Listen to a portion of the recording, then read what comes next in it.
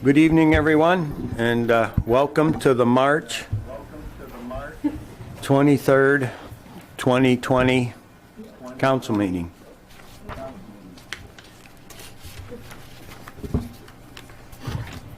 Thank you. We have a roll call. Councillor Smith is excused, and the rest of us are here. Invocation. No. Council prayer. We pray for our country at all times, that all citizens are safe, healthy, and happy. We pray for the wisdom for those who guide and govern. Help this government body in every situation to know and to do things that are right and just, with soundness of judgment in making vital decisions. We pray for the peacemakers, that the holy, life-giving Spirit may ever dwell in their hearts, and the barriers of fear, suspicion, and hatred may fall. This we pray to the Holy Father. Amen. Amen. And in light of the situation with the virus and the anxiousness of everybody in dealing with it, that's a very appropriate prayer, and it never hurts to pray to God. Number 3, Pledge of Allegiance. I pledge allegiance To the flag of the United States of America and to the republic for which it stands, one nation, under God, indivisible, with liberty and justice for all.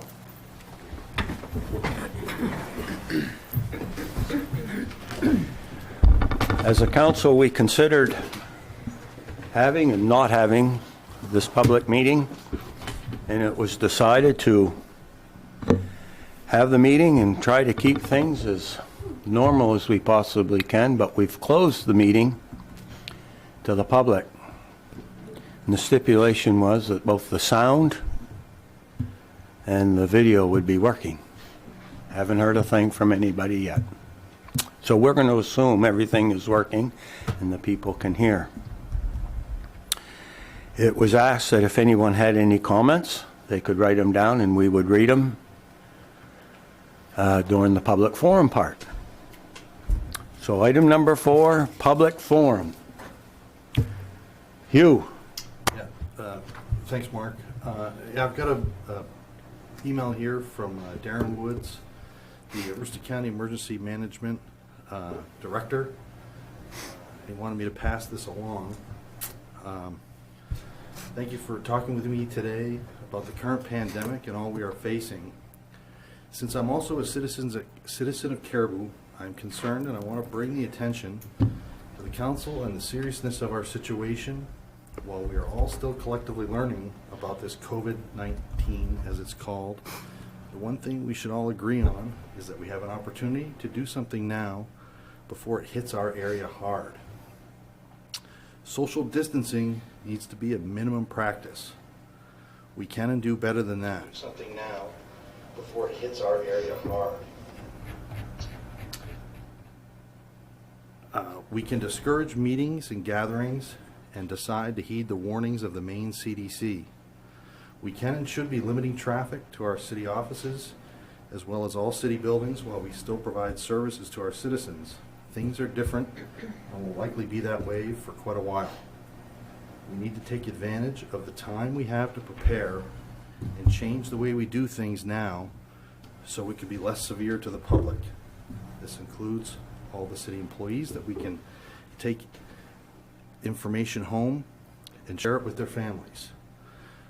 Please take this virus seriously and take whatever protective measures you can now and share as much as you can with the city employees and get the word out in town. Chief Gahagan, as your local EMA director, is getting information from us now, but I will also offer to provide you with any additional information we can. You just have to let us know what you want, and my office will do its best to accommodate you. Thanks for listening. You can get more specific information on our website at aroostookema.com or our Facebook page. Darren Woods, Director, Aroostook County Emergency Management. Thank you, Hugh, and thank you, Darren. Any other comments from anybody? Jane? Yeah, there are three items I'd like to offer public input on. Number one, we have approximately 226 active tax clubs in town. Those are people who pay monthly. More than 50% of them, would be my guess, are over the age of 60. Please put your monthly payments in the mail versus dropping the payment off. Please, put a stamp on it and put it in the mail, and we can process it that way. We have so many that like to drop them off. Number two, the June 9th primary election. It's not too early to request an absentee ballot. You're not going to get the absentee ballot now, but it's not too early to put your request in. I actually had 6 come to the office today through electronic service that the state provides. You can call. You have to actually speak to a human being in the clerk's office. If we don't answer, we'll call you back, and we fill out the application right then. 2, you can go to the State of Maine's electronic request service, and that is a link is available on the city's website. And it is also, if you just Google Secretary of State's electronic absentee ballot. We also have the forms available on the clerk's pages under Elections, June of 2020. And I am preparing that we could do all ballots if necessary. I just want to get started with the process. But that's my goal, is to have as many possible, make this available, and people aware that we are taking those applications right now. 3, I have a comment to make on the pandemic leave policy that is on tonight's agenda. And that one is just one line, and I would say that the comment I have is the traveling for a family emergency should not be considered as traveling voluntarily. And there's a section on there about traveling voluntarily, and a family emergency should not. And I'm going to give that to you in writing so you can remember that as it's discussed later in the meeting. Let me give you 2 for instance. And neither one of them are me personally. A person whose child is been in school in the Portland area. That child has been living in an apartment but was home for break. They need to clean out that child's apartment and bring those items home. That's traveling to Portland. 2, your child is downstate and someone has an accident with their vehicle. That child has to be brought back. It's a grown child, but that child needs to be brought back to Aroostook County because their car was involved in an accident downstate. So traveling for a family emergency should not be considered as traveling voluntarily. If I had a family emergency and I text my boss in the middle of the night, I might leave Aroostook County before I heard back from him. And that could happen. We have family all across the state. In reality, all of us probably do have family all across the state of Maine. And we're just like one giant family anyway here. So that's all I have to say on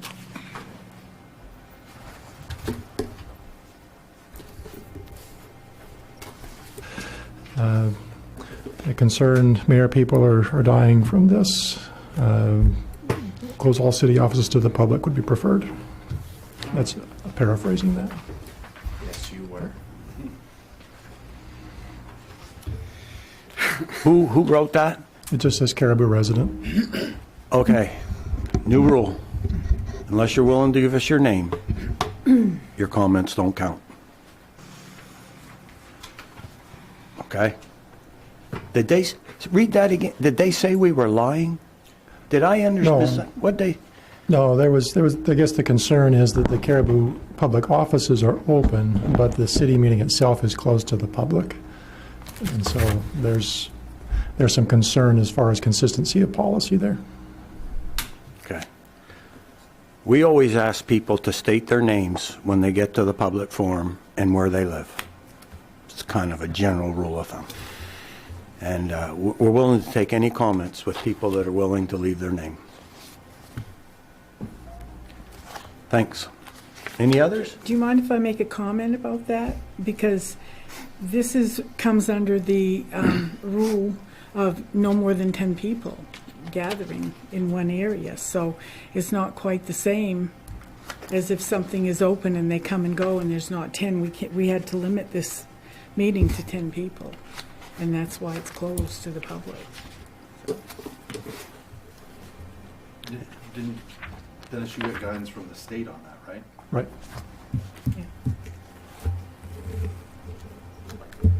Okay. Your mic sounds funny. Sounds like it echoes like mine. Okay. Item number 5. Oh, so there's no other public forum? No other comments? Hearing none, I'll close number 4. Number 5, financial report for February 2020. Dennis. Councilors, in your packet, starting on page 2, is the financials for the month of February. And just want to highlight a few lines at the number of, or the amount of assets that we have at the end of February is on the far right column, total assets being roughly $8.5 million.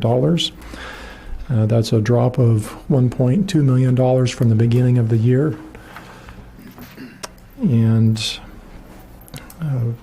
on page 3 is our liabilities. At the beginning of the year, we started out at $7.3 million in liabilities, and by the end of February, we're at $7.1 million. So we had a reduction of about $0.22 million in liabilities.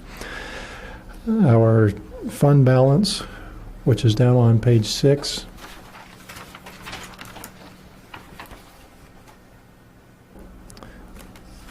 you're looking at current fund balances of $1.4 million, down $0.31 million from the first of the year. I'm sorry, down $0.31 from January, but year-to-date down about $1 million, $0.96 million from the first of the year. The overall expenses, you'll see that the budget report still shows 0 in the budget net column. That, again, is because we're waiting to get the revenue budget approved so that we can put that into the budgeting software. The total through the month of February, you'll see, is that we've spent $1.575 million total, which is about 14.8% of the council's approved expense budget for the year. And we are at 16.7% through the year with this report. So we are trending under our expense budget for the year so far. Most of the expenses to date have been primarily wages and benefit expenses have been the major items, with the exception in Public Works, where they've spent $62,000 on salt and calcium for snow removal efforts. On page 13 of the packet is the current revenue summary report. Year to date, we've received $691,000 in revenue. Based on the manager's projections, which is on the agenda later tonight, that's roughly 6.5% of the projected revenues. This is not uncommon in that most of our revenues come in after commitment when we drop the commitment on the books. So, are there any specific questions about the financial month of February? Any questions from council? Chair will entertain a motion to accept. So moved. Second. Moved by Doug, moved by Hugh, seconded by Nicole to accept the revenue, or the expense budget and revenue for the month of February. Any questions or comments? Hearing none, all those in favor? Motion carries. Thank you very much.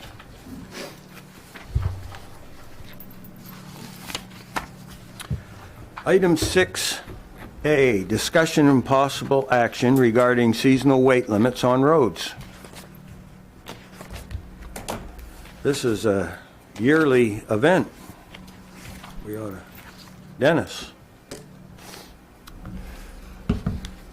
You have in your packet tonight recommendations from our Public Works Director for imposing weight limits on local roads. This is primarily to try to reduce the impacts to these roads for heavy loads during the thaw season. We do institute these every year about this time so that we can try to limit the damage to our local roads. I do have on the screen, and this is being broadcast now through the cable so that people can see it. We have these weight limits. It would be a maximum of 34,000 pound limits on the Plant Road, Albert Road, the Westgate Road, Thompson Road, Sawyer Road, Railroad Street, Dow Siding Road, and Maysville Road.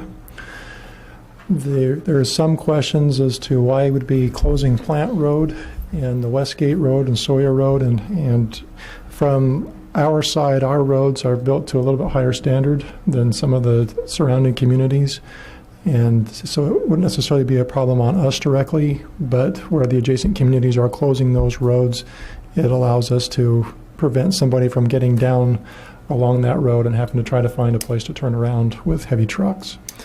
Now, these rules do not apply to a vehicle that's delivering fuel or delivering an agricultural product, school buses, types of those things that way. It really is only an impact to the lumber industry. And right now we don't have any businesses that are active in the area.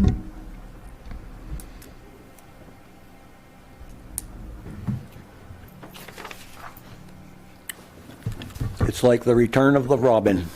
We get this every year, and it's made to help, like Dennis said, help our country roads survive. Any questions of Dennis?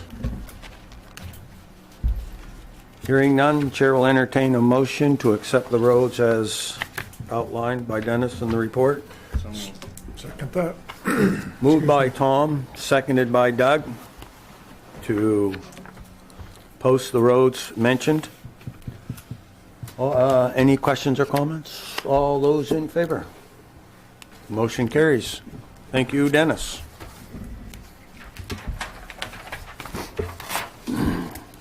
Six B, discussion regarding business assistance programs due to the COVID-19 virus. Dennis. Councilors, as we look at the ripple effect that's occurring around the country with the federal edicts that are being handed down and the state mandates that are being given to us, something as simple as needing to have greater separation in gatherings like we have tonight, we recognize that there are even greater implications on an economic scale.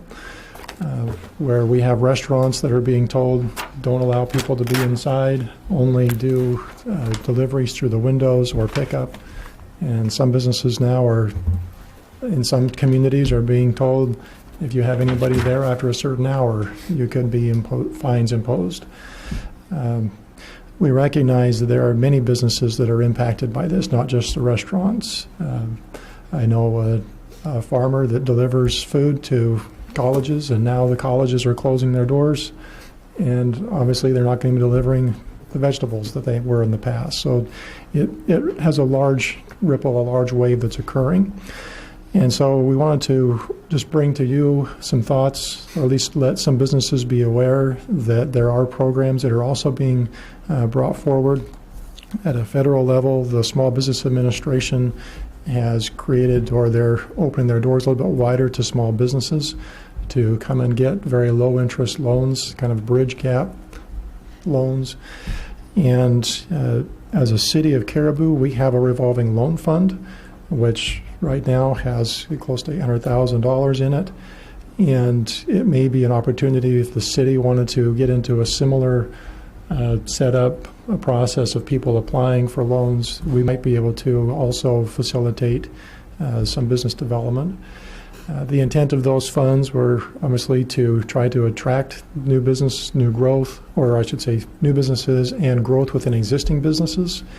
This is definitely one of those times when there's fear of some businesses simply folding because of some of the ripple.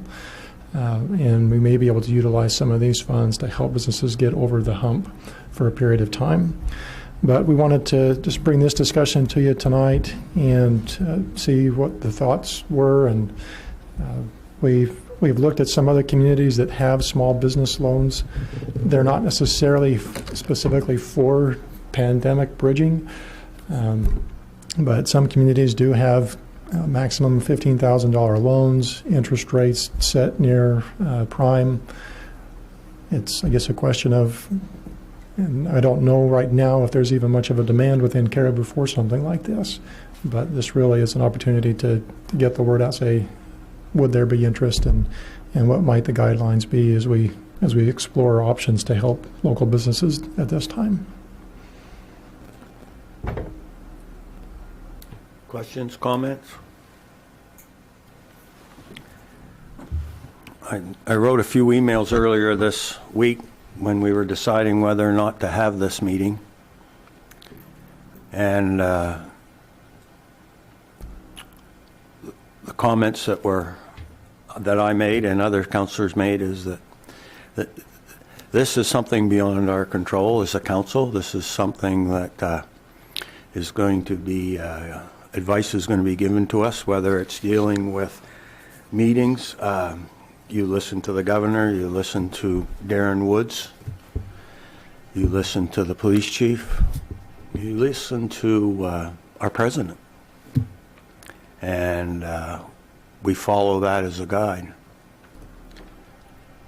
We're going to run into an economic wall here, bummer, that we don't even grasp yet.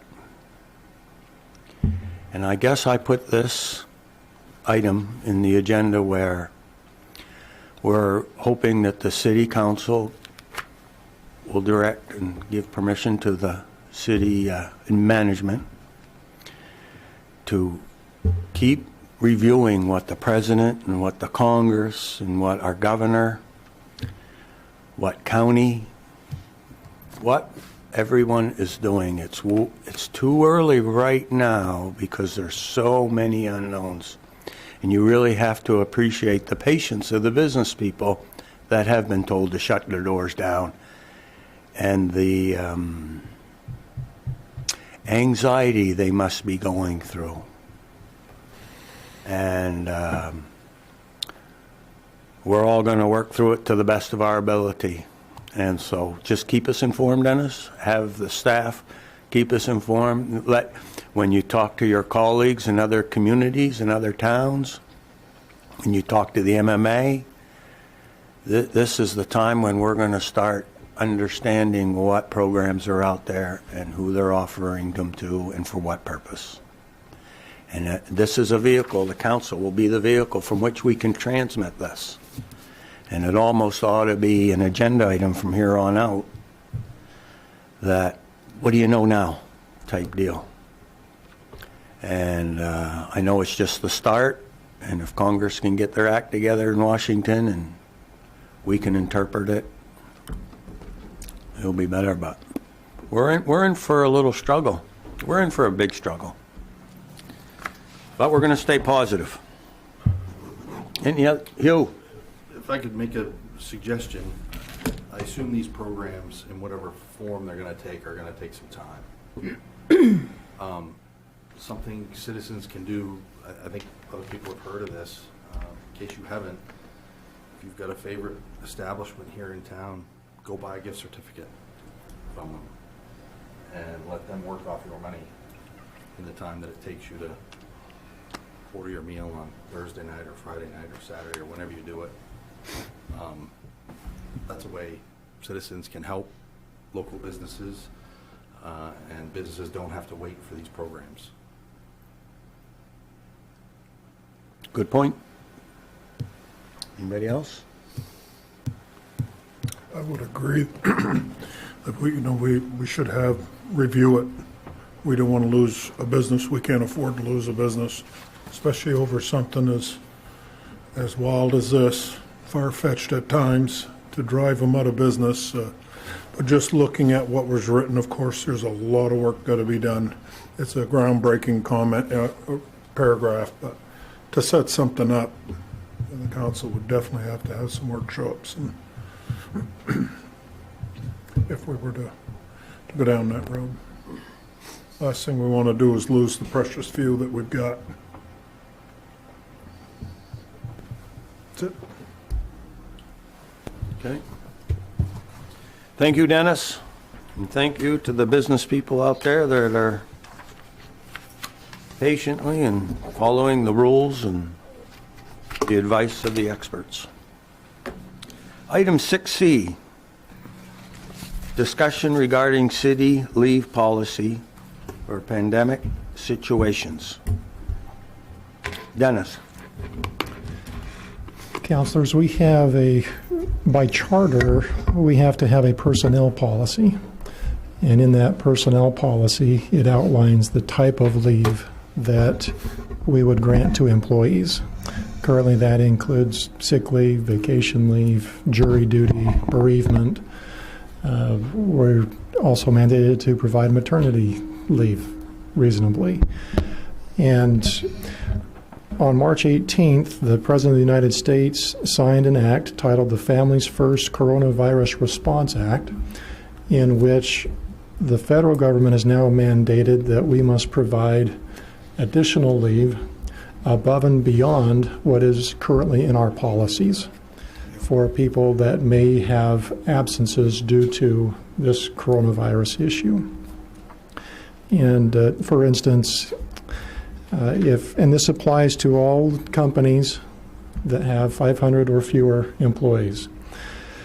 According to the Act, we are supposed to give full-time employees up to 80 hours of leave for this, and supposed to pay them their regular wages.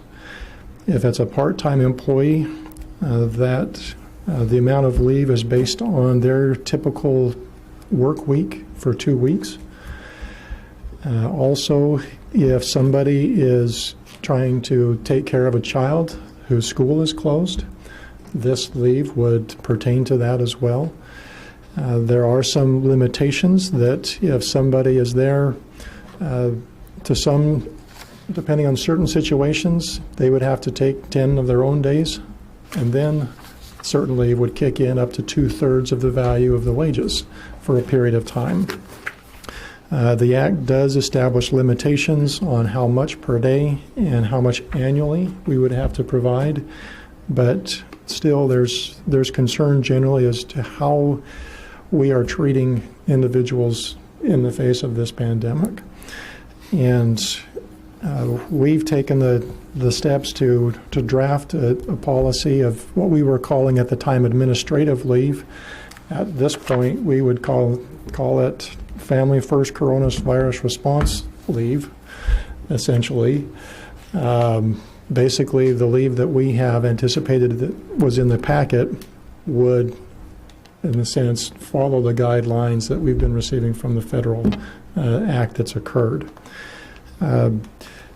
As a leave policy, it has to come to you as a city council for review and consideration. And before it can be adopted or approved, it has to be done by ordinance, which means there still has to be a public hearing and further discussion on this.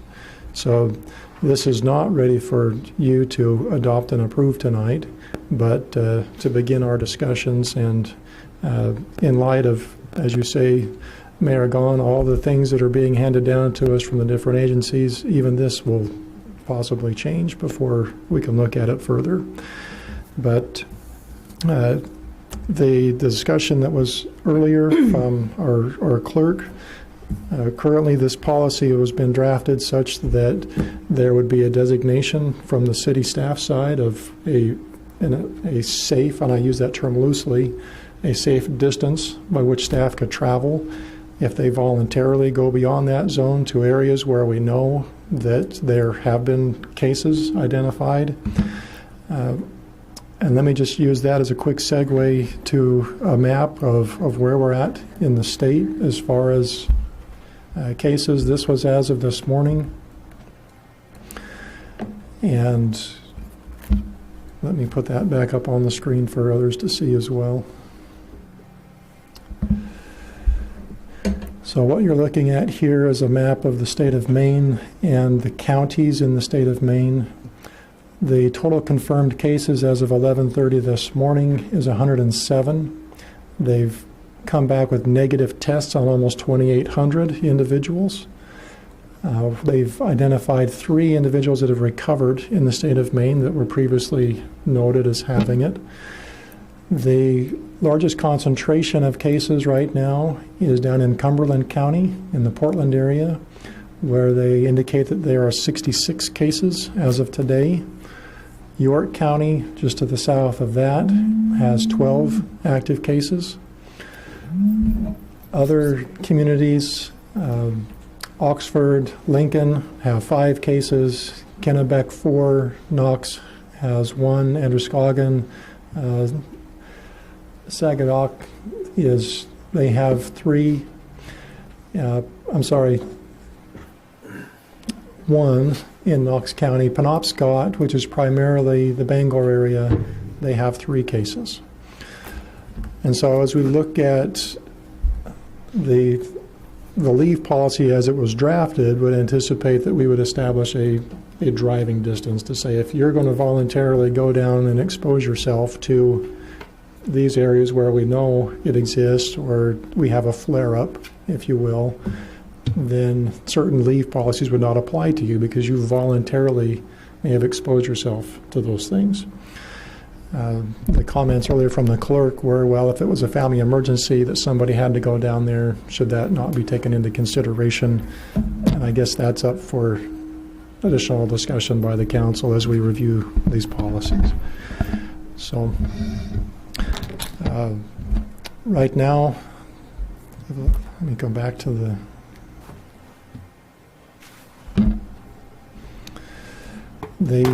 general policy has, as it's written right now, has 8 points, basically outlining that if somebody is exposed or told to go home, they would be put on, again, what this draft is saying, administrative leave, but in light of the new FMLA guidelines from the president, we would probably tweak the language so that we know we're matching both acts or both policies, so we don't run into additional overlaps.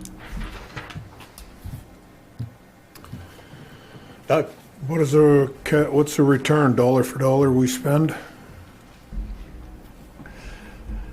On the We may federal, recoup the amounts paid out to the employees for paid leave through quarterly payroll tax credits.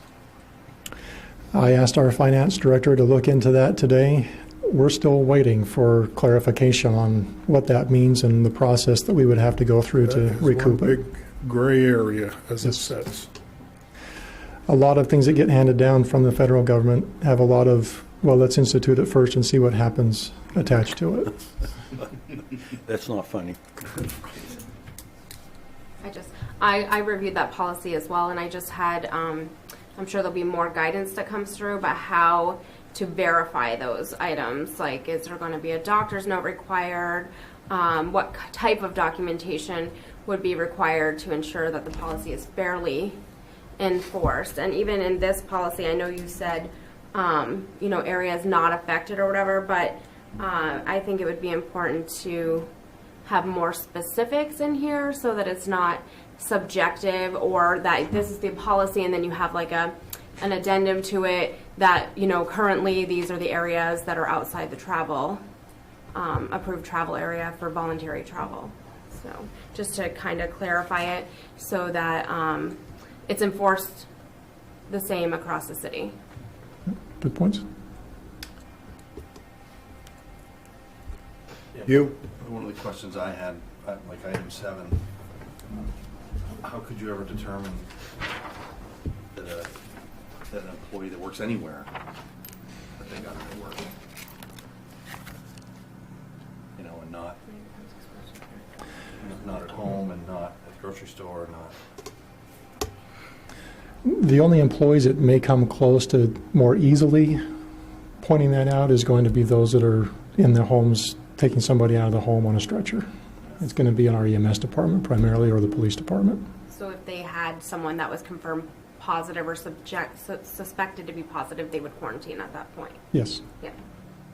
But they're excuse me, they're exempt from this. They, Healthcare. if the council EMS. would like to exempt them, yes. I'm just reading what was here. According to what the government has handed down, they're exempt from any of this. Healthcare workers, EMS, there was a list in here that, And so that's where we know what the federals have handed down. Then it's a question of, from a city side, do we want to provide additional benefits to those who have been exempted as a way of having uniform policy? But recognizing we only have so many staff that are out in an ambulance, and we have to take care of them, but we also have to make sure we can still make the runs as necessary. Now, with regards to the EMS department, they have protocols that they already have instituted, and that was one of my reports I was going to share later. But when they get a call and somebody's showing symptoms, there's a 3-level scale that comes back to them as far as codes. And depending on the codes that they get over the phone, they've been gowning up already with masks and glasses and additional protective gear when they make these runs. So hopefully we've got things in place with them that they've definitely limited their exposure, but there's still that possibility.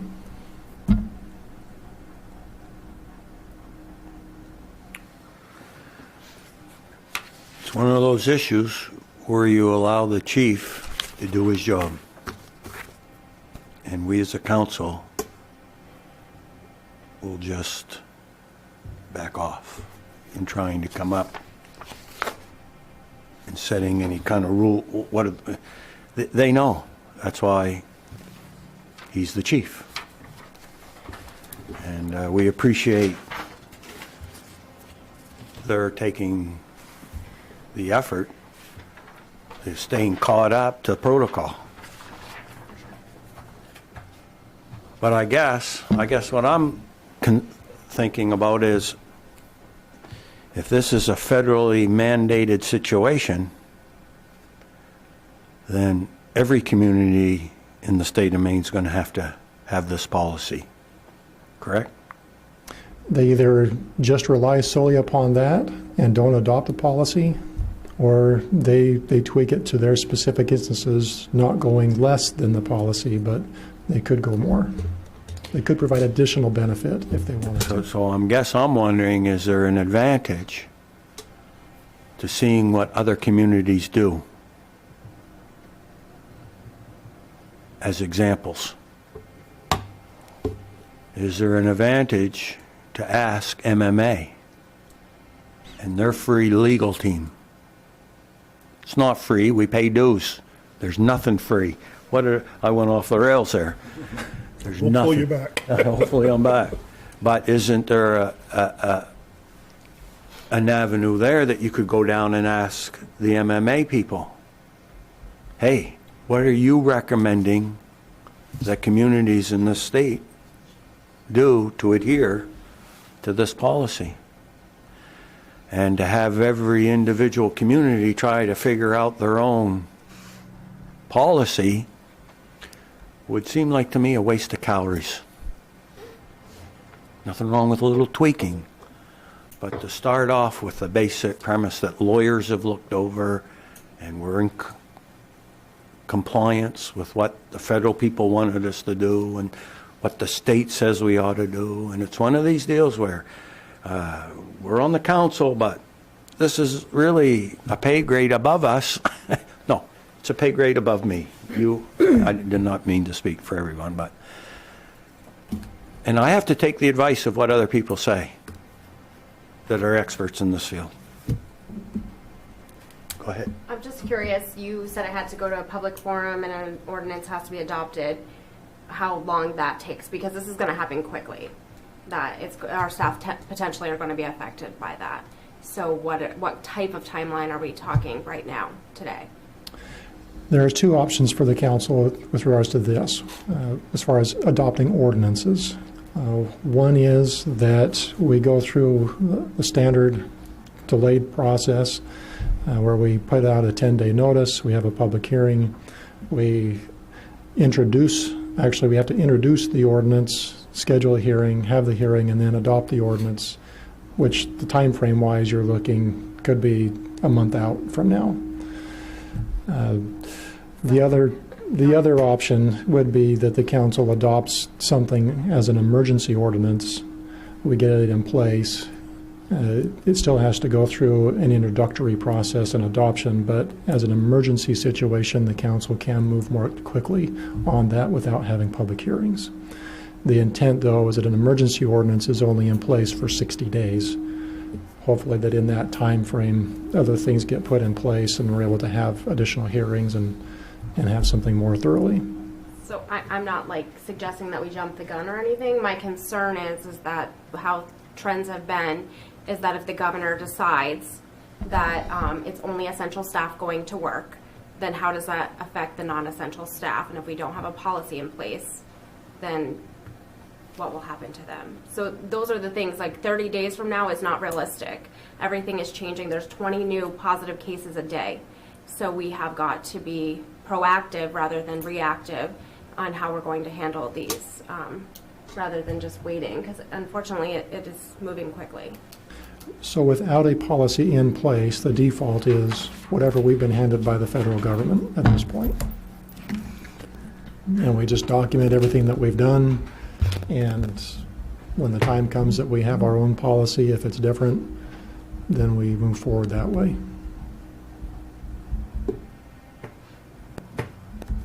Doug? It's pretty hard to pick a direction without that key component of, is it dollar for dollar, 50 cents on the dollar, 5 cents on the dollar? I mean, it's tragic, I understand that, but we've got to live within our means also of what we can do. To me, it's critical that we find out, what does that mean? That helps us, well, help me anyway, make a decision much easier. It's important. And I should also point out that the budget right now covers all of the staff time for the whole year. So really, when we talk about what is the city's loss in this, if somebody takes this type of administrative leave or family, first leave, the loss to the city is the productivity of accomplishing something. But from a budgetary standpoint, we've already got it in the budget. So it's really not a loss that way. Yes, it's a benefit if we can recoup some of those costs, but as far as a dollar loss, So it's already in the explain to budget. me, because I must be thick between the ears here tonight. What did you say? It's covered in the budget right now? All of the staff time is in the Oh, budget. the time, yeah, okay, I got you. Right over the top of my head. I got it. But we're not getting productivity. Exactly. We're not getting what we paid for. Right. And that is a loss, no matter how you look at it. Right. So that would be for me personally, that'd be something critical to understand prior to jumping in and trying to do something. Well, and like I said, unfortunately, because this has been handed down the way it has, we have to abide by this. And we will, And I'm sure. as far as being able to get money back, yes, it's up in the air right now for everybody. Oh, I was just going to say that part was pretty much, it's required. So, yeah. If it's mandated by the state that they stay home, they can't come in. There's some unemployment, isn't there? Some unemployment benefits that would be available as well, that they could. They're not unemployed. They've just No. been told to stay home. Well, they've basically been laid off because if they've got to stay home, then they can't work unless you can allow them to work at home. And I think that's why they did this under the Family Medical Leave Act, because you cannot, under the Family Medical Leave Act, you have to hold their job for them. You can't let them go necessarily and bring them back. So you have to retain their job, retain their benefits for the full family medical leave period of time. And this additional 80 hours for full-time employees is in addition to the previous FMLA reserve period of time. So That's only if they meet those certain criteria, though, Right, correct? right. Yeah, so those are pretty specific.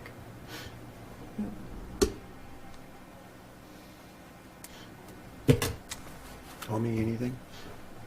You? Nicole? No. Dougie? No. Joan?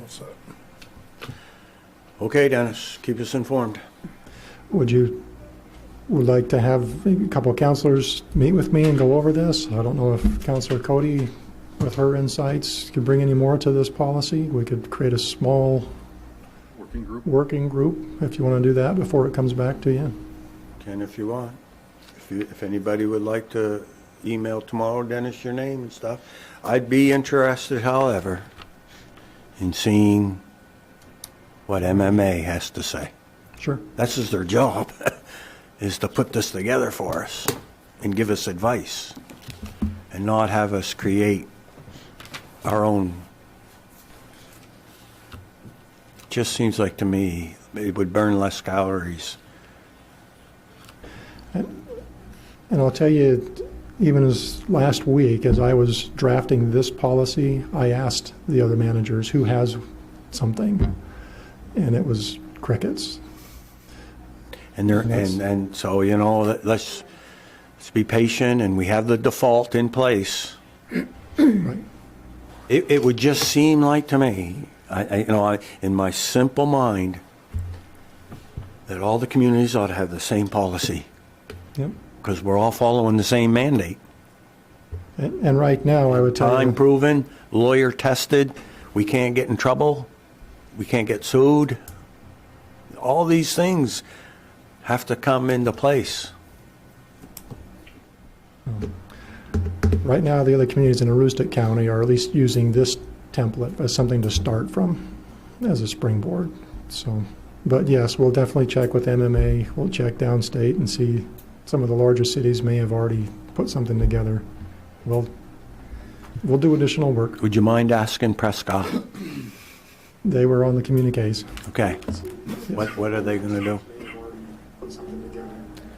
And I just can't believe that this mandate would be left up to small communities to have to come up with their own policy.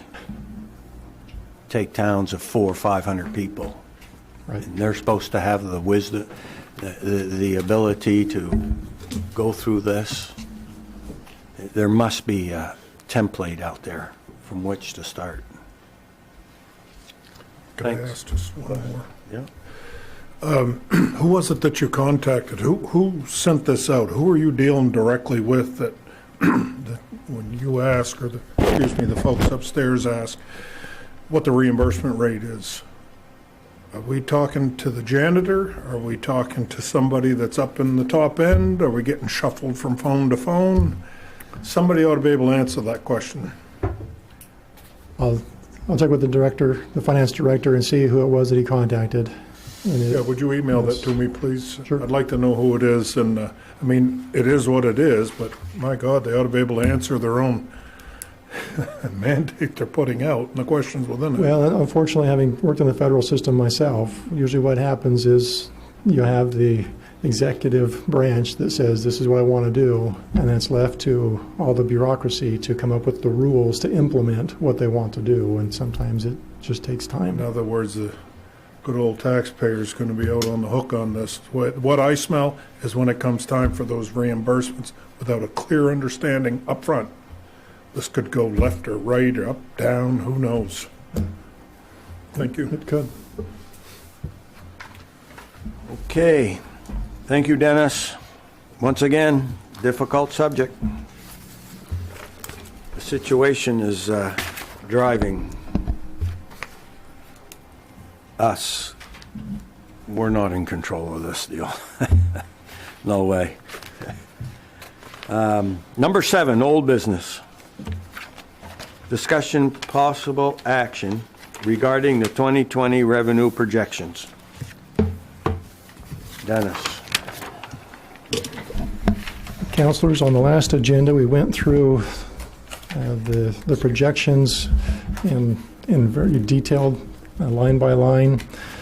Since that time, we've had this pandemic hit and all of the issues that are coming down with it, as has already been mentioned, the impacts economically.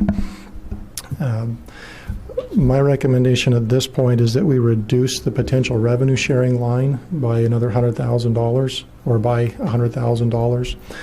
The legislature last year increased within their budget the proportion that local governments would get from revenue sharing.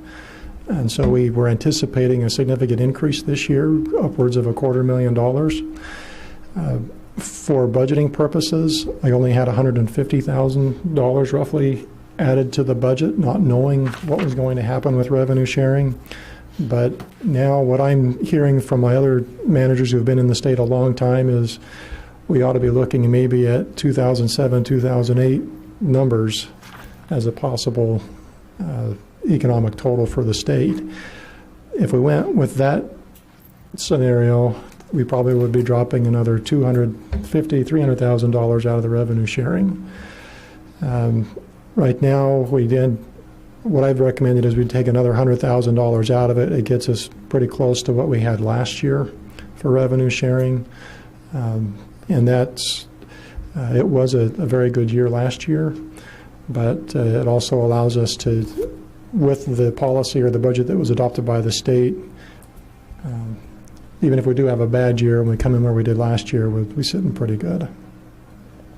More conservatively, I would tell you maybe we should drop another $200,000 out of it. That would put us really at a negative point between our revenues and expenses for this year. But I think we could do $100,000 and be okay.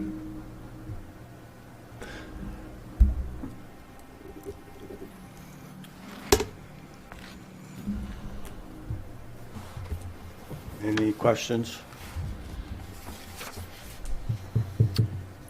So you're asking for us tonight to approve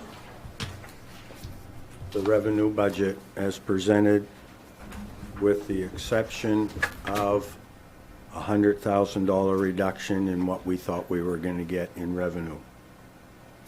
So in Any other changes? the presentation that I gave you last council meeting, we had $925,000 listed in the state revenue sharing. If we can change that down to $825,000, that's $40,000 over what we had last year as far as actuals received from the state. So it's pretty close. Other than that, that was the only change that I had.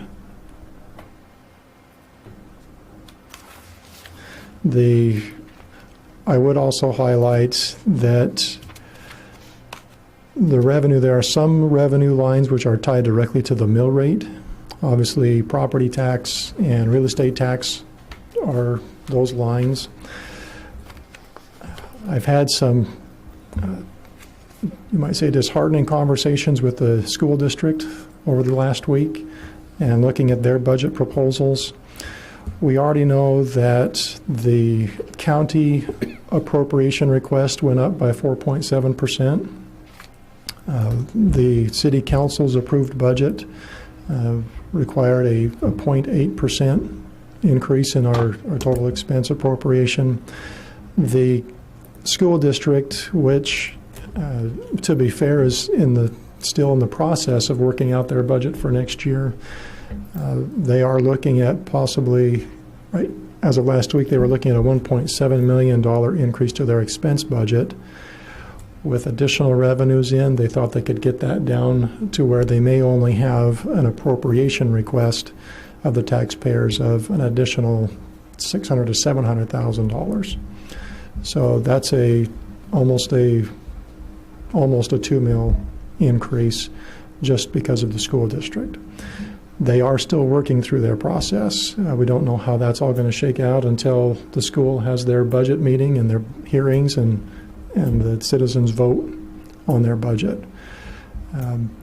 Right now, if the mill rate does go up to accommodate their appropriation request, that would generate additional revenues into our revenue lines, but it's okay to have more revenue coming in. We just don't want to overplan for that in our revenue lines and have it not come in the way we hope.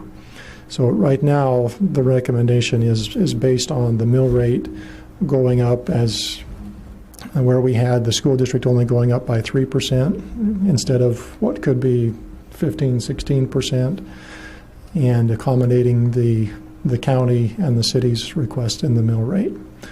So the revenue lines right now have stayed the same from what was previously presented, but depending on that mill rate, we may generate additional revenues there that we would have to then appropriate back to the school district. I don't even have to ask. Doug? I think, personally, number one, the citizens were told this wasn't going to cost them one red dime. I think that's gone to hell in a handbag. Two, they knew damn well that Limestone was pulling out of this mess up here, and they stomped their feet and continued on to build that school.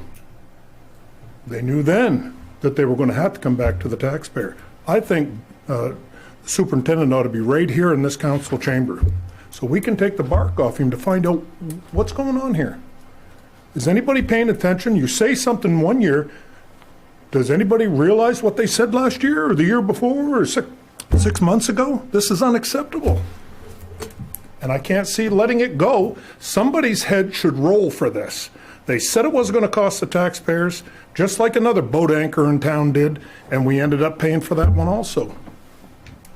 And just kicking their feet saying, I want it, after they knew, as I recall, Limestone was pulling out and was a key of $1 million plus, if I understand it right, in operational revenue for that. Limestone pulls out, and they still kick their feet, I want my new school. I think he should be right here. I really think, bring him in. We'll have a once-over with him. I think it's ridiculous. Let him answer to the people. Is your word worth anything? Is anybody's word worth anything? Hot under the collar over that topic. I recognize that. I understand that. Boys, I'll tell you. Mr. Doak has indicated that his board is very much aware of the issue, the concern, and they're going to continue to work through their budget process and try to get down as much as they can. And even last year, the Superintendent Doak came in and made presentation to the council. I'm sure he'd be willing to do that again as they come down to their final budget numbers. This is just a money pit. This is the way I see it. It's a money pit. It's been a money pit, and it's going to continue. If in fact it's that much money this year, what's next year? What's the shortfall next year? If I'm right in my numbers of the shortfall of Limestone pulling out, nothing's to say that we couldn't be faced with this next year. That would be a question for Superintendent Doak. Hopefully bring him in. I'd love to have a discussion with him. Right. Okay. Any other? Thanks, Doug. Good points. Tom? Nicole? Joan? Just one thing that probably, we have to realize one thing on the school budget is that it goes to the voters, and the voters vote for this year after year after year. Now, a couple of years ago up in Madawaska, they finally said no. And I think they went back 3 or 4 times before they finally got a budget that they approved. So I think that it's not just the superintendent, but it's the people who vote for this that maybe there should be more information going out. One thing is what they don't do is they don't put the dollar amount when you go to vote on the school budget. they should have that full dollar amount right there that shows what, I don't know, $18 million or something like that. So people can actually see what the dollar amount is that they're voting on for this budget, and have more information out there. You have 250 people in June go vote on the school budget, if you're lucky. I was there one time when I worked the polls, and it was 210. And so, it's got to get out there that this affects your tax rate. And the municipality should not be bearing the brunt of this. If this goes up 2 mils, it goes up 2 mils on your tax rate, your tax bill. And if they come and they are mad, the citizens are mad, they say, well, why didn't you vote on that? Did you? Because I've asked many people. They'll holler about the tax mill rate, and I'll say, well, did you vote for the school budget? And they'll say, well, when was that? So, put a lot of the blame where it lies, and it's in the voters. A lot of it too is they're making, I would assume, their assessment when they go to vote based on the information that is given them. And if that information is, we're going to hold hands and kiss and sing Kumbaya, and it's not going to cost anybody anything, right? That's what they're going to the polls with. Only to come back afterwards, now that we've got concrete in the ground, steel in the air, roofs and siding on, to pull a stunt like this. That's unacceptable. I know I'm preaching to the choir, but I got to tell you, I'm upset. I'm upset. This is another fleecing of the Caribou taxpayers right here. It's got to end. Somebody's head should roll for this. Just to dovetail on what Joe and Doug are saying, the going to vote in June is a way to voice your opinion. And if you don't vote one way or another, your opinion doesn't count. So that's one way to do it. And on paper, the way I'm looking at it, this will be the first year since '08 the citizens' property taxes will be going more towards the school than towards the city. Just unacceptable. So your property taxes will be paying more for the school than for your city services.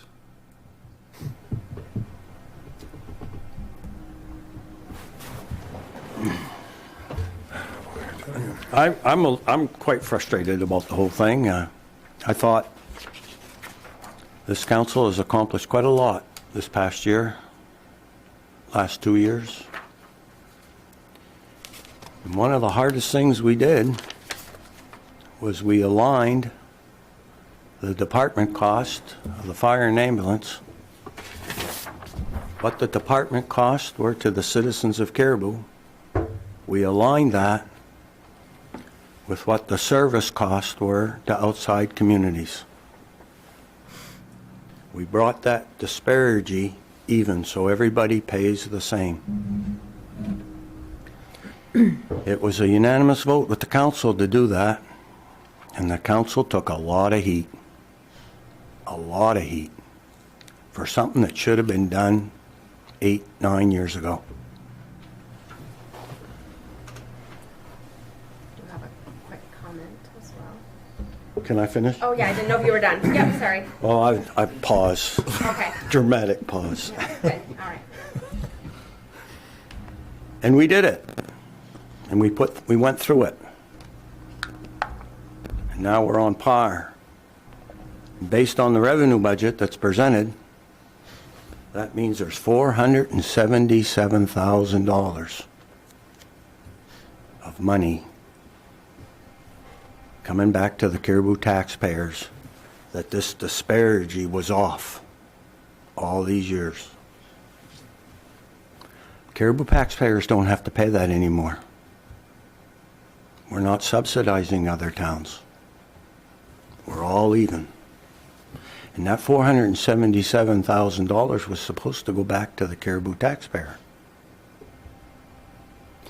And being the gracious people that we are, we said if we could only drop it 1 mil, let's take $340,000 out of that and give it back to the taxpayers And that will leave $137,000 that we can use to spend money on. We weren't asking for the whole thing.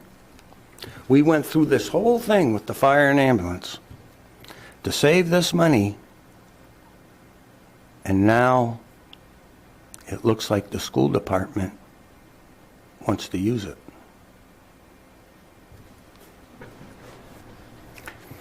That website that's out there, Caribou something, that has been quite critical of this council and the decisions to do this.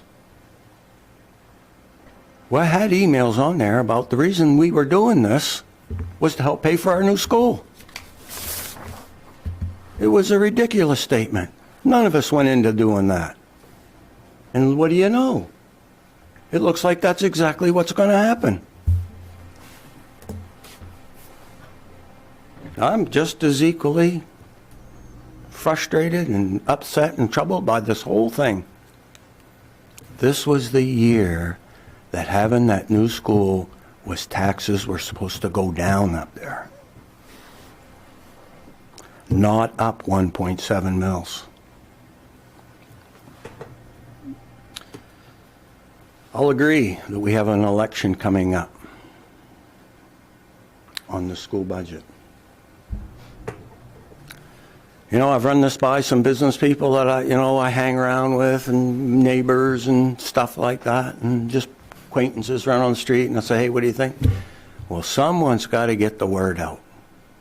And I ask, okay, who's going to do that? And the question comes back, well, you're the mayor. You do it. Wow. That's pretty good, huh? I can tell you the school's not going to do it. I don't know who's going to do it. But our story isn't being told correctly. We have to regroup. We have to think our story. We've got a darn good story this past year. We worked hard at it, and we're not telling it right. I didn't work this hard. This council, I didn't ask this council to work this hard, which they have, and to be as patient, to not get involved in the words going back and forth over this ambulance thing.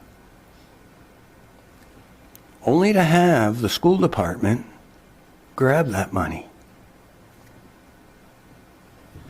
Something is not right. Okay, you had a comment. I apologize. I got long-winded. So I absolutely appreciate all of your concerns with the school budgets, and I can't tell you which way I would vote at this time, but I would definitely encourage people to vote, because I also see it from a different side, saying that I have kids going through the school system in Caribou, and I would hate to see educational services being cut and opportunities for them that could help them in their future, things that I got to experience as a student in Caribou High School and Caribou school system in general. And those are the types of things that are on the table when the school board are making decisions. Do I cut a music program? Do I cut athletic teams? And we saw that happen last year. We had to cut some things. So I do think the taxpayers need to vote, because they're the people who are going to pay for it. And you know, they have to have the information, like you said. We have to know what the dollar values are, and we have to know what it looks like. But the school board was also elected, so the taxpayers put those people to make these decisions. So we have to respect that as well. But we need to be asking the appropriate questions, knowing what those cuts would be if we're really, you know, dead set on that.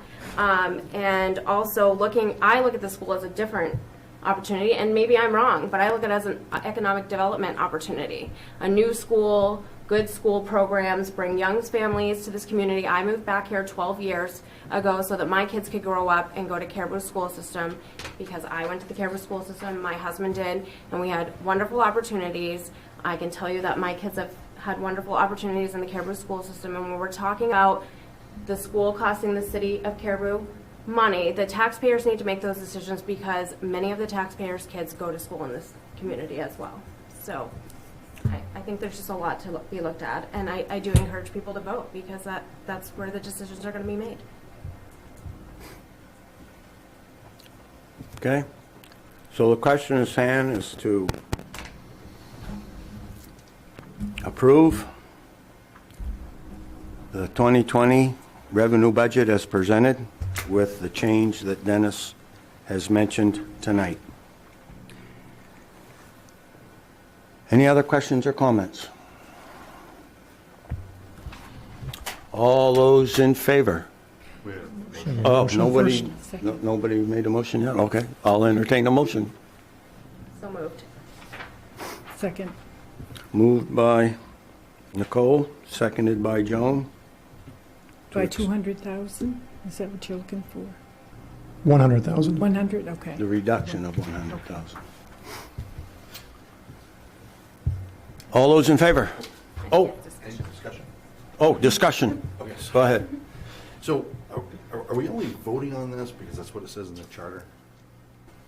Because the reality of it is, what we're voting on is just what number to punch into the spreadsheet, right? It's a budget, right? It's a, what did your crystal ball say? What did the trends say? What did the policies get handed down say we can indicate or anticipate?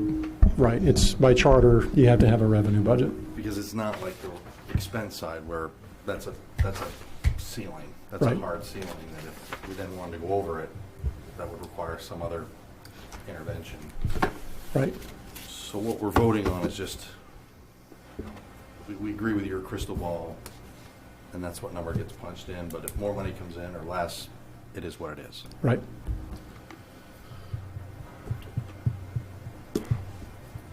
And the charter says we'll do that by a certain date. Yes. Okay. What's the date? It was March 15th. Today's after that, right? Wow. Well, we missed the deadline, so why we voted? Before, it used to be the expense and the income used to get all voted on this date. And when they moved the expense, this one stayed. It's very confusing. Why are we voting on it? It's like Hugh's point. He makes a good point. Anyways, all those in favor? Those opposed? Motion carries. If these are the hard times, maybe we ought to dig out the expense budget from 2020 and see about reductions there. Excuse me. We'll see how it goes. I was just going to weigh in that if that mess right there goes through, then I think we need to do some more, we got to do some cutting. Where and how, we're going to have to roll up our sleeves and do something and pull that wagon of that boat anchor up there.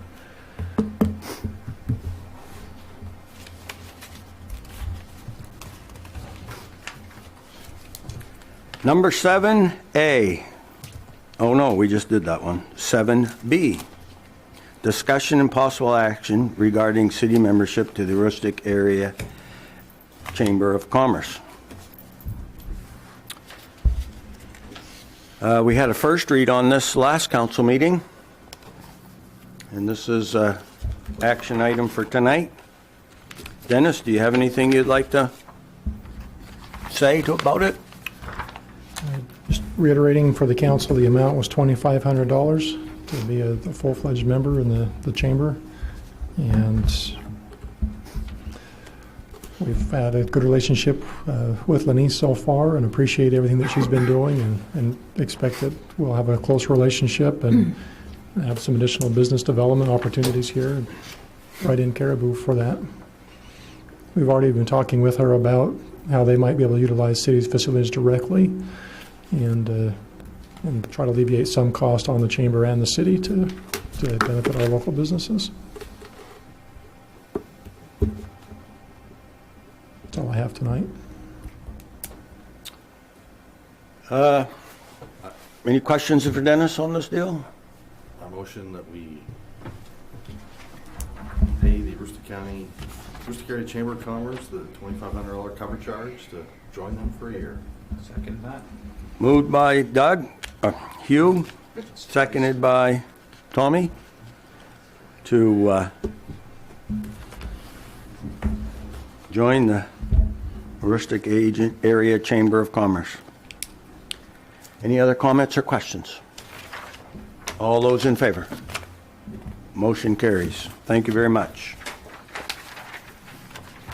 Reports and discussion by mayor. Number 8, reports and discussion by mayor and council members. Council members, do you have anything? Tommy? We're on the way of finishing chapter 10, or chapter 13. That's the one. We're not going back to 10 No, yet. we're not going back to 10. Dennis made a presentation to the planning board, and looks like hopefully we'll get it done this year. So other than that,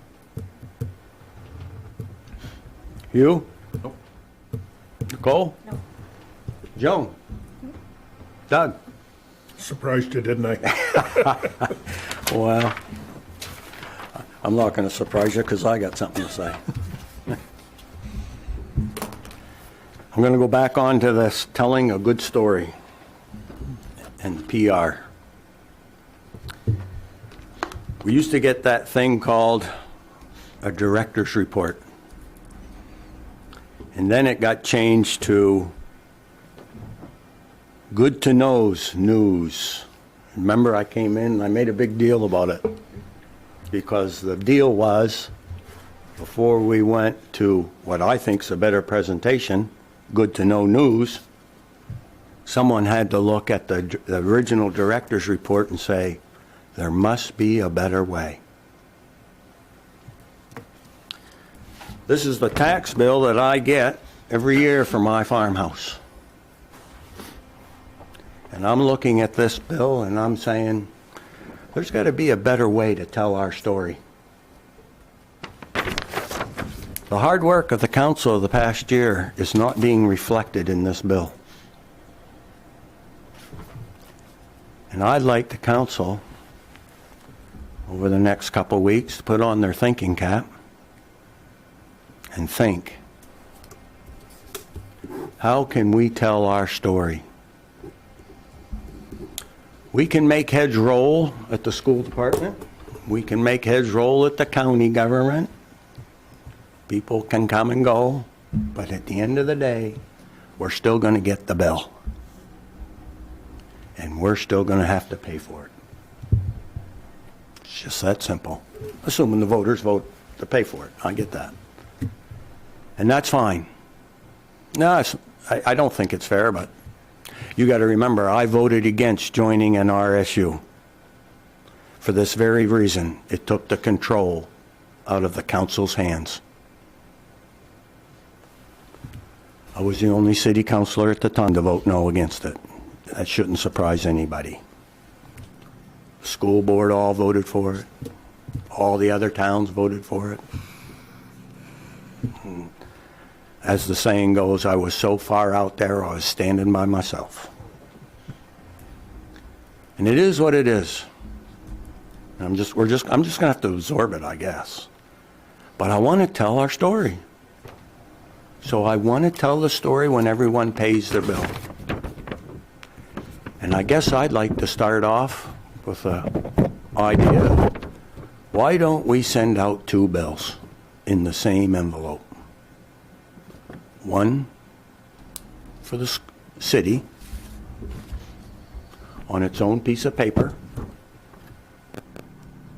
And the second piece of paper has the school at the top, county at the bottom. We have no control over those. They ought to be on a separate piece of paper. They ought to be on a separate, different color piece of paper, so that we can show the citizens of Caribou what our hard work accomplished.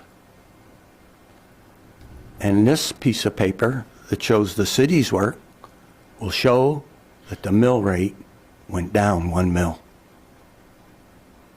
We can get credit for it by showing it on that paper. Now, when you add all 3 bills up, we're going to lose that mill. But it wasn't because of anything the city council did.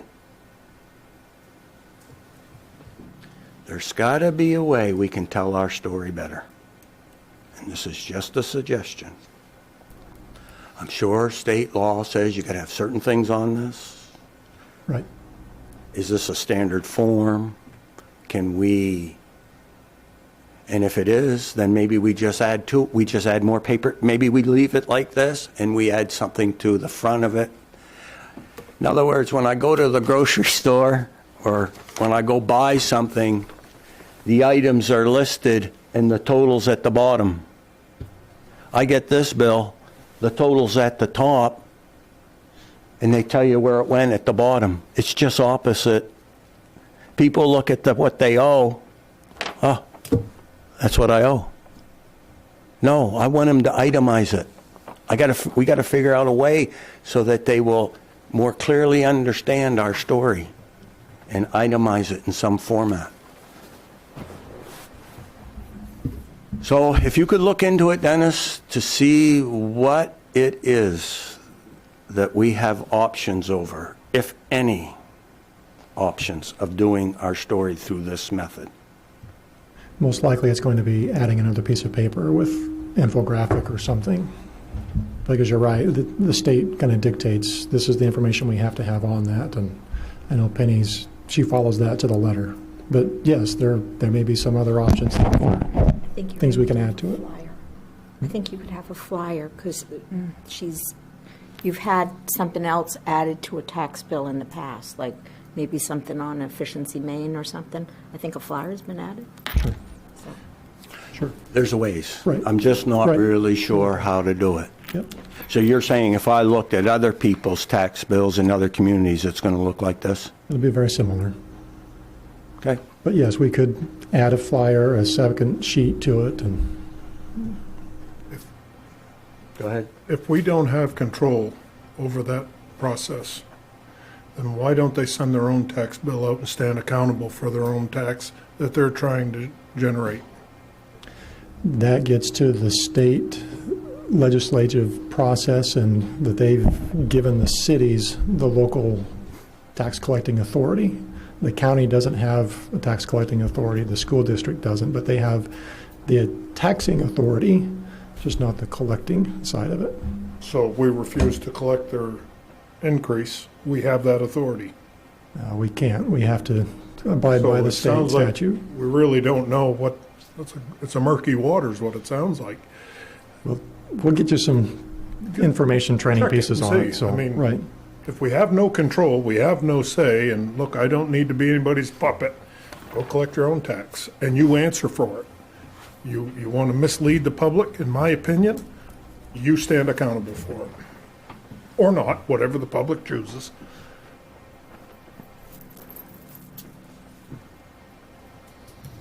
Okay. So Dennis, if you could look into that, and council, put on your thinking caps, come up with a plan. There, that was a decision. Okay, city manager's report, number 9. Dennis. I think the main thing I wanted to touch on tonight was giving the council an update on COVID-19, where we stand right now as a city. As it sits right now, the library is closed to the public. The staff is still working. There's been concerns throughout the state, through the library associations and whatnot, as the propensity of paper to hold the germ and turning books in and having it sit on the shelves and contaminate other books and so on and so forth. So at this point, the staff are continuing to function inside, take books in. We're not sending books out. The hope is that the current collection, if it sits there for the 2-week period, we can say the collection itself is clean, and then we can start resuming some of our normal operations at the library. The rec center is currently closed to the public, and again, the staff is continuing to work. Right now, the big project is putting new paint job into the center, which has been long overdue, and so they're working on that. I was in a meeting this morning with Gary Marquis and his staff talking about programs and cancellation of programs, looking into the future, anticipating that we may be in this, not necessarily the state of emergency, but the state of school closures, maybe even for the rest of the year. We don't know.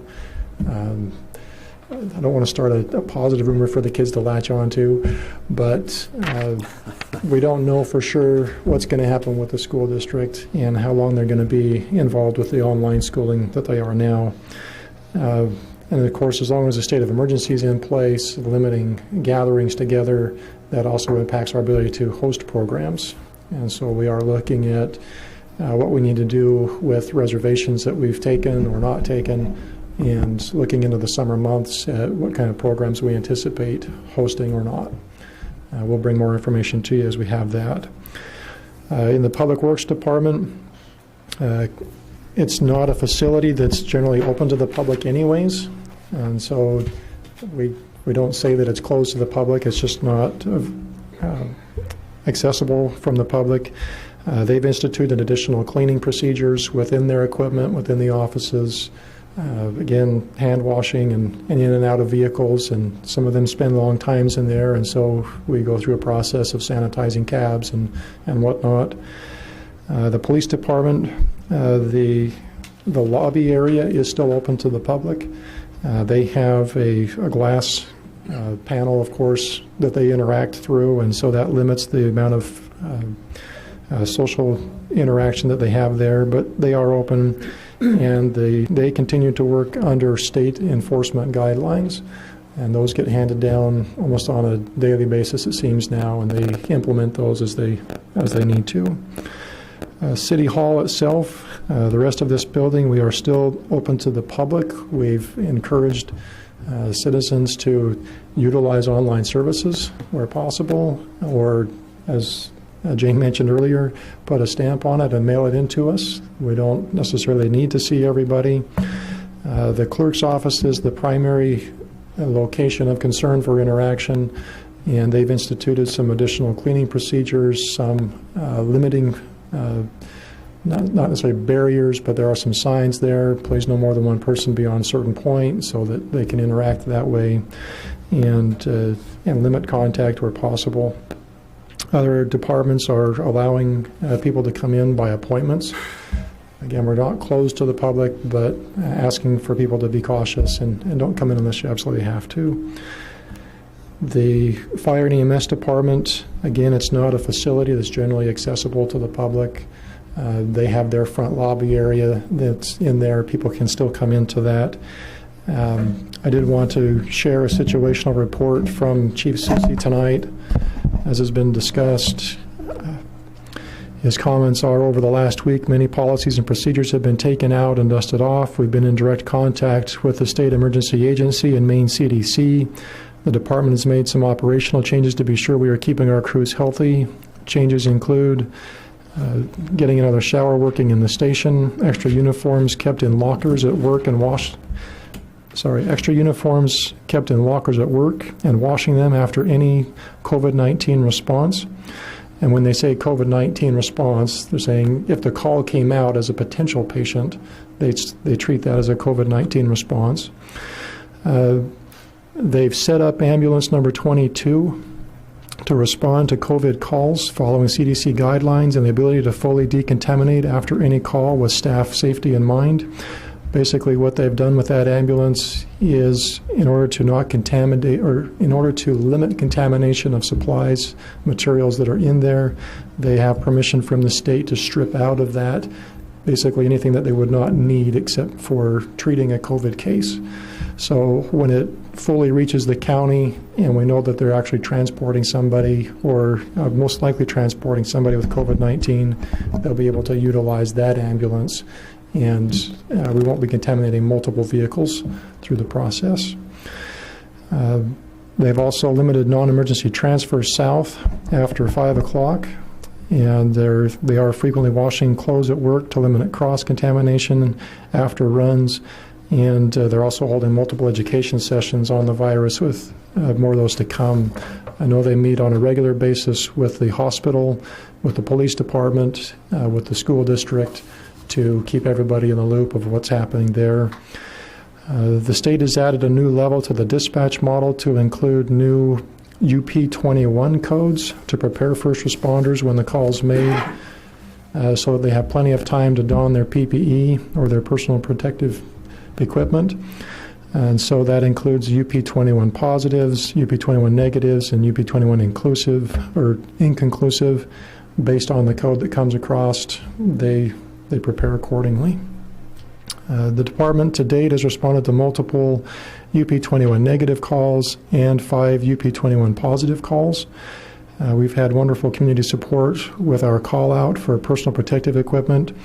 If you weren't aware, there was a Facebook post by the department asking if anybody had any additional NP95 respirators or masks, and have had some great response. And additional information will come to you on this, but somebody donating upwards of $2,000 worth of equipment to the department to help out with this. The state is very much aware that we're kind of at the very end of the supply chain, and the state's working more closely with our department to make sure we get additional supplies up to the area. The hospitals have instituted some changes for patient drop-off if it's a potential case, and so they're still adapting to that model and working with the hospital. One of the options they're looking at is a possible satellite facility within town to take potential patients to, as almost a type of a triage for those types of cases. So more to come. We'll continue to work on that, and we'll continue to send out information to you and let you know if significant things come up.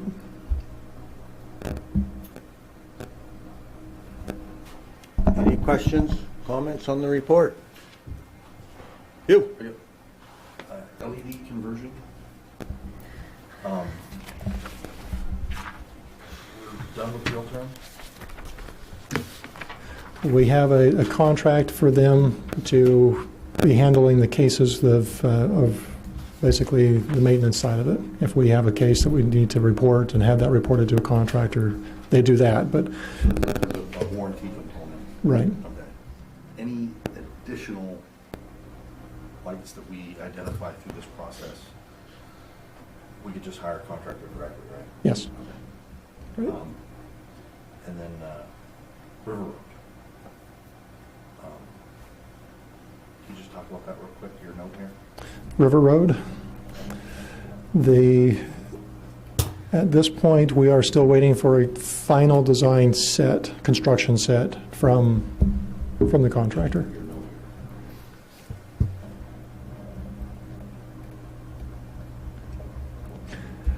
Dr. Carla Chomka. Between the failed portion of the River Road and the river, the majority of that land is owned by Dr. Carla Chomka. She is a person that lives back in California. She has sentimental ties to the property. I guess it was a previous family home site. And she would like to entertain with the city the possibility of trading ground. If the city has some tax-acquired property that she might be interested in, doing a straight swap so that the city can take ownership of her property before the thaw occurs, and she would go on her way and we would have full control in case major failure occurs. We can then be in a better situation to seek federal financing of a major repair. Is she interested in a gently used power plant? I sent her the list of all of the tax-acquired property. She's looking at it. I haven't heard back from her yet. Cross our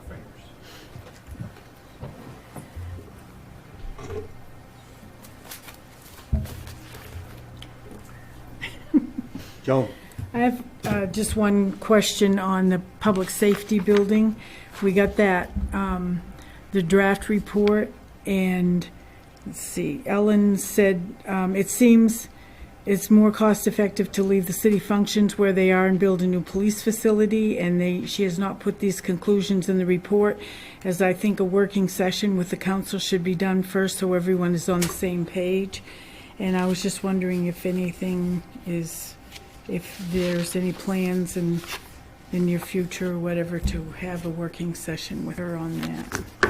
They've asked that if we're going to have a work session, we provide them 2 weeks' notice so that they can make appropriate travel plans. So when the council would like to have that meeting, that's the only caveat they have right now. So the report's done. No, it's still in draft form, but they want to come and share things with the council as far as what they found on the existing buildings. Okay. I'm just assuming at some point, we're not gonna be meeting in person. Even if it's, So any work session or workshop or meeting, council meeting, we might be doing it through. tell Zoom or Yeah, something. Zoom. So we'd probably be doing this one through a teleconference anyway. I'm only bringing it up that they might not need to travel for that. Right, So, right. Check with them. We can do it through Voodoo. Whoever he is. Zoom, whatever. Okay? So since that's been brought up, and for the public awareness element of my report, we have looked at the city getting a Zoom account so that we would have a Zoom business account. We can host meetings. Each of the counselors will be set up with their own Zoom account through the city. And if we have a Zoom meeting, basically what it would happen is you would each on your own personal devices be able to check in. And we would be able to show those, actually your faces on my computer, convey that as we have tonight to the citizens so they can see your faces, your interaction through that meeting process. And right, just like we've done tonight, I'd be able to take the image I see on my computer, which would have your faces on it, and we'd broadcast it through the cable system. It's kind of like GoToMeeting. Right.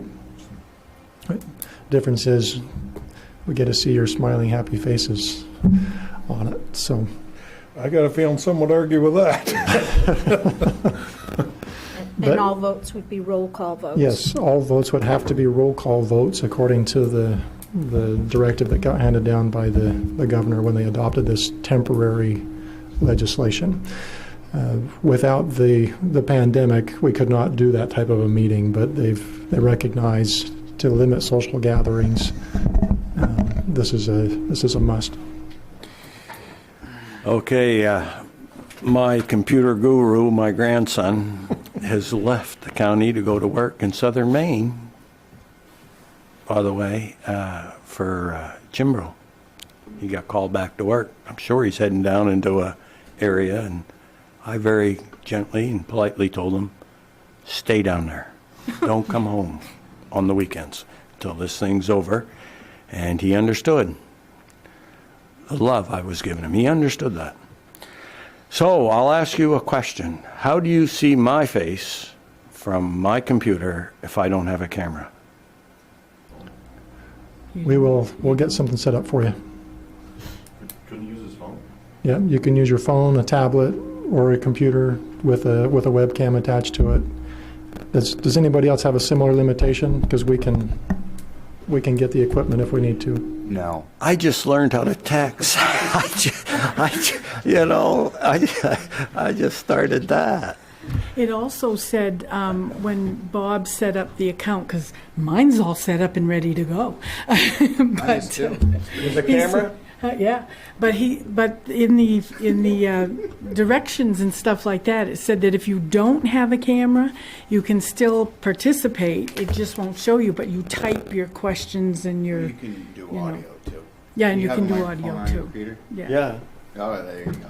We don't. You can. But put they up a won't nice see. picture They won't. of- They won't see my smiling face. No, you put up a nice Snapshot. picture of the corn maze or whatever you want, and then we Gloria. can hear you through the microphone, and that's all that needs to be done. Let's hope it doesn't get this far. But at some point, I'll bet you it does. Okay. I'll have to get together with you on it. Okay. Figure it out somehow. Yeah, if we need to get a webcam for you and anybody else, let us know. We want to make sure that we're taking care of the directives that we need to. Can I just make one other comment having to do with executive sessions? I had a concern about that, but I have learned I reached out to fellow clerks last week, and the city of Lewiston is having executive sessions tomorrow night using Zoom. But as your freedom of information, your public access officer, I had a concern with that. So I reached out to 3 fellow clerks that I'm friends with in Lewiston, Portland, and Waterville. And Waterville is doing... Is it a secured line? As the city being the host of the meeting, we can secure it. We can kick, Shows you what I know, Nothing but- secure online. which is true. You have to be very There's careful. some guy in Russia that could hack this easy, so there's nothing secure. Once it hits online, that's it. However, I'm sure Zoom has some sort of safety protocols built in, and I'm sure Bob at Oakley knows enough that he knows what he's doing. So, Absolutely. is it secure? No. Are we safe? Probably. In my opinion. I just don't want to see that be accused that the Russian president is steering our council. Yeah. Putin would have to put on a shirt again. I shouldn't laugh. Doesn't look good. Okay. Anything else, Dennis? Unless you have any questions on any other items. Any that other were- questions from the council on the report? Okay, hearing none, let's go to reports by staff and appointed officials, number 10. Nothing. Okay, number 11. Chair will entertain a motion to go into executive session to talk about a personnel matter regarding compensation for city employees under 6.A. Second. Moved by Tommy, seconded by Joan to go into executive session. All those in favor? Motion carries. Once again, it's trying times. Everyone stay positive. And we have faith in our officials that they will have the knowledge. And once again, a prayer or two won't hurt a bit. Thank you very much, and everyone have a great evening.